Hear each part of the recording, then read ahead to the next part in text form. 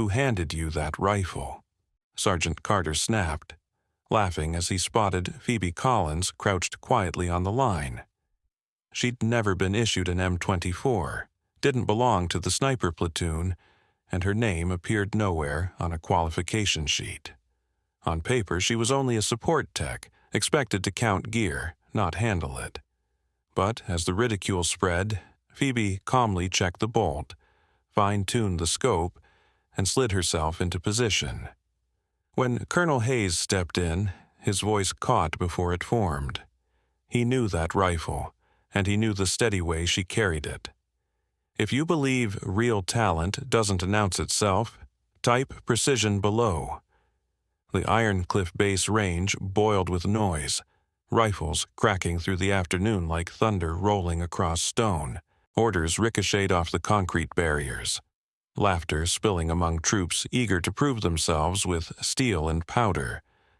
And in the middle of those shooters and new recruits stood a woman in plain fatigues. No special insignia, no sniper patch, nothing that demanded instant regard. She was usually seen with a clipboard, not a weapon, her presence so common most hardly noticed, as though she were part of the furniture. Her duty was the dull rhythm of inventory, logging ammo, checking kit, writing serials, pushing reports into the endless void. The only time soldiers acknowledged her was to slide papers across her desk, treating her like a supply counter in uniform. That afternoon, though, the range shifted. Phoebe lingered at the firing line, eyes locked on an M24 shining under the harsh lights, its scope glinting like the eye of a hunter ready to strike. Sergeant Carter noticed her gaze and scowled, the lines of command etched deep across his face. "That rifle isn't yours, soldier. What made you think you could even lay a hand on it?" Sergeant Carter's voice cut sharp, the kind of dismissal built from decades of putting people back in their place. His remark sparked laughter that circled her like wolves closing in. Quips about a supply clerk pretending to be a warrior rippled through the trained shooters, men who had bled and sweated for the right to call themselves marksmen. To them, she was an outsider, trying to trespass on a brotherhood she hadn't earned. Phoebe didn't answer the jeers, offering no defense against their shallow judgment. Instead, she stepped toward the weapon with a certainty that made words useless. She studied it with the ease of someone who knew every part by instinct, her fingers gliding across cold steel like a pianist across keys well practiced. The jokes swelled louder, their arrogance feeding itself. Yet a few voices faltered when they noticed there was no clumsy groping, no unsure trial, only deliberate accuracy, like a surgeon preparing for delicate work. She worked the bolt cleanly, checked the trigger with expert care, and set the bipod with tiny, exact motions that hinted at endless hidden hours of practice. Phoebe's touch carried no hesitation, no flicker of doubt, nothing suggesting she was still learning. Watching her, the soldiers felt a discomfort they couldn't name, their laughter thinning into something forced. She moved with the composed assurance of someone with nothing left to prove, only the readiness to reveal when the time was right. What they mistook for naivety was silence layered with experience, knowledge buried in classified shadows few would ever glimpse. To them, she was just a clerk with a clipboard, but in her own eyes she was far more lethal. As she stretched into prone behind the rifle, the din of Iron Cliff Base's range dulled. Not silence exactly, more like a hush, as though even the air sensed something critical was about to happen. Sergeant Carter's scowl deepened, though he held his ground, maybe realizing that stopping her might only show his own insecurity. In that suspended moment, with doubtful eyes locked on her, Phoebe Collins was ready to shatter every false belief about who she was and what she could do. They let her stay prone, some mocking, others curious, waiting for the failure they were sure would come. "Go on, then. Let's watch you miss," one shooter sneered, his tone carrying the cruel arrogance of a man never truly proven wrong. Phoebe adjusted her position with deliberate care, each movement steady and precise. Her breathing settled into a rhythm so calm it seemed almost meditative, her body fusing with the rifle as if they had been crafted as one. The crowd expected the awkward signs of a beginner drowning under pressure, but what they saw instead made their grins falter. She let out a slow breath, every exhale carved into her muscles through endless practice. Her finger touched the trigger with the gentleness of someone who understood that accuracy came from patience, not brute strength. The weapon stopped being just steel in her grip. It became an extension of herself. The first shot cracked across the range, carrying the authority that crushed every voice into silence. The bullet tore straight through the bullseye at 800 yards, so exact it seemed more myth than flesh and bone. For the first time that day, Ironcliff's range went dead quiet. The usual roar of sound vanished like someone had pulled the plug. All eyes locked on the digital display, soldiers staring in disbelief at the impossible proof glowing on the screen.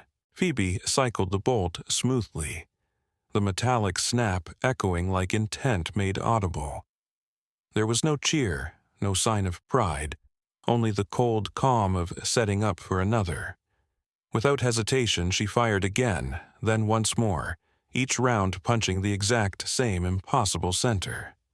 The cluster was so tight it looked like one widened hole, a precision even veteran snipers rarely managed in perfect conditions. Sergeant Carter's grin melted like frost under morning sun, replaced with dread and the heavy recognition of what he was seeing. Men who had laughed seconds earlier now traded stunned glances, their beliefs collapsing in real time. This wasn't luck nor accident.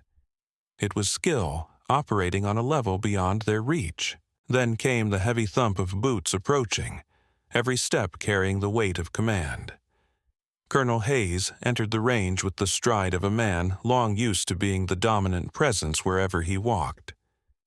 But Colonel Hayes's confident stride broke midway when his gaze fell on Phoebe Collins behind the M24. The color drained from his lined face, recognition hitting him like a strike. His voice split the silence, gripping the range. "Where did you get that rifle?" Yet his tone carried no anger, no command bark, only recognition, the haunted weight of a man facing something that shouldn't exist. He'd seen that stance before, that steady calm, that lethal precision. His mind reached back to a mission years earlier, when impossible shots from a hidden sniper had saved an entire unit pinned under relentless fire. The official reports had been cleansed, details stripped away, the marksman's name buried in classified dark. But standing there now, Hayes knew without doubt. The ghost had returned. True excellence never asks permission. It simply reveals itself. If you've ever watched someone crush every doubt in silence, type sharp below. Rumors tore through Ironcliff Base like fire racing through dry brush. Who was she really? How could a supply clerk fire like that? Did you see the colonel's face? Questions spread faster than answers, racing through the compound within hours. Personnel records were pulled, but nothing explained what had just happened. Her file listed nothing beyond admin duties, routine forms, stacks of numbers, a career suggesting she'd never held anything deadlier than a stapler. Still, her skill was undeniable, stamped clearly in digital proof by the scoring system. Colonel Hayes remembered more. Fragments that lived nowhere on paper, memories locked in classified corners of his mind. Years ago, on a mission that officially never took place in a land absent from any log, his unit had been trapped under heavy fire with no way out. Salvation had come from an angle no one believed possible. Sniper fire so exact it felt like it bent the laws of physics. Enemies erased with shots even veteran sharpshooters would have called impossible fantasy. 7 confirmed kills at ranges beyond 1,200 meters. Each one a perfect headshot, fired under conditions that should have made such accuracy unthinkable.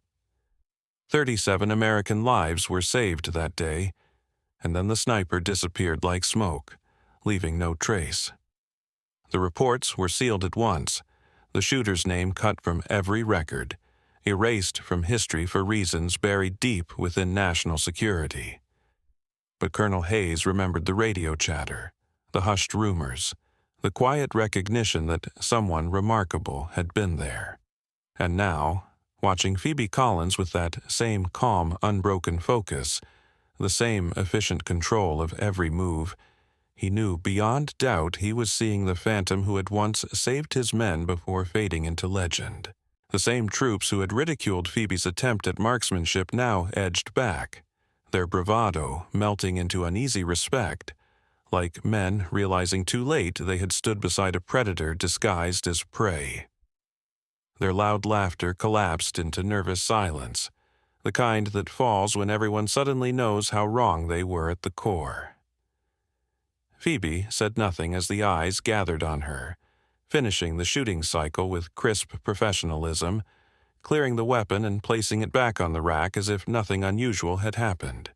She reached again for her clipboard, sliding back into her routine as though the last 10 minutes had been nothing more than a pause. She offered no defense, no acknowledgement of Colonel Hayes's reaction, no denial of what had been witnessed.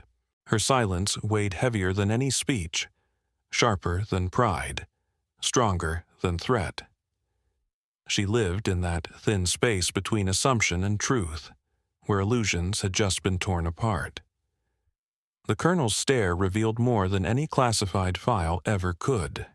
Her skill wasn't chance, her presence at Iron Cliff Base no accident, and her assignment to logistics almost certainly a cover for something far above his clearance. The air after her display grew thick, almost touchable. Even the cockiest soldiers began to understand their views hadn't just been wrong, they had been dangerously naive. The woman with the clipboard was something altogether different, wrapped in a technician's uniform but carrying the killing power of a weapon hidden in human form.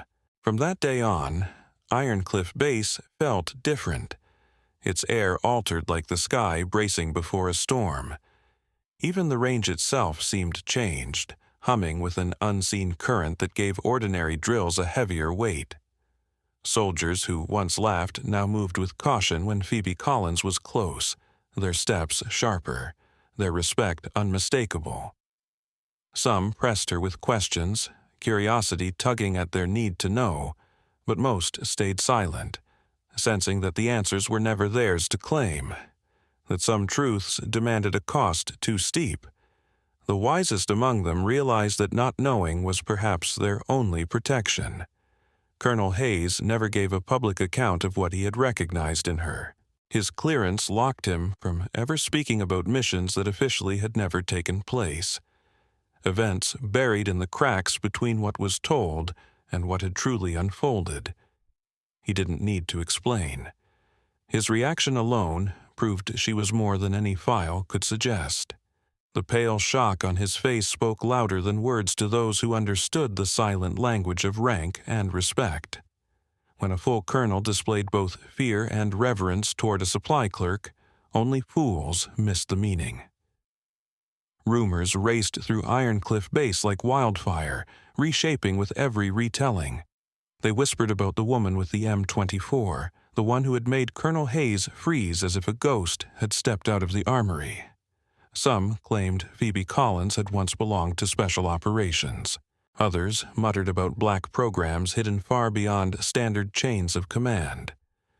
The truth remained buried in locked files guarded by clearances most would never touch, but the impact was clear. A single act had rewritten the entire social fabric of Iron Cliff Base, lifting her from overlooked staffer to someone respected not for rank or insignia, but for undeniable skill. Phoebe never sought acknowledgement for what she revealed, never used her display to angle for lighter duty or special treatment. She carried on with her clerical duties in the same steady manner she always had. Clipboard in hand, uniform crisp, expression calm, unchanged, even as every glance that followed her now carried something new. When she walked the corridors, conversations dropped to hushes, the kind reserved for things both respected and feared. Salutes snapped sharper, offered with the reverence usually reserved for veterans whose scars told of survival against impossible odds. The jokes about a supply clerk pretending to be a soldier disappeared overnight, replaced by a deeper understanding that a job title could never capture the whole of the person wearing the uniform. Her display had destroyed the assumptions of who was harmless and who was dangerous, forcing an entire base to rethink what they thought they knew. The range itself turned almost into a shrine, a place where soldiers drifted back hoping to feel echoes of that impossible moment. The M24 she had held seemed altered in anyone else's grip, as though her touch had marked it in ways beyond reason. Every drill carried new weight, each soldier unconsciously measuring their skill against the unreachable standard she had set. That single act of precision reshaped everything. Not because Phoebe Collins demanded recognition or honor, but because she proved, without a single word, that she was far more than anyone had imagined. Her silence spoke louder than any speech, her mystery more compelling than any truth shouted aloud. In a world crowded with those fighting to be seen, she held the highest authority, the respect born from pure ability, and the quiet fear that always follows true power kept in check. Some of the sharpest truths arrive without explanation. For more untold stories of silence, strength, and respect, subscribe to Major Tom's Tales today.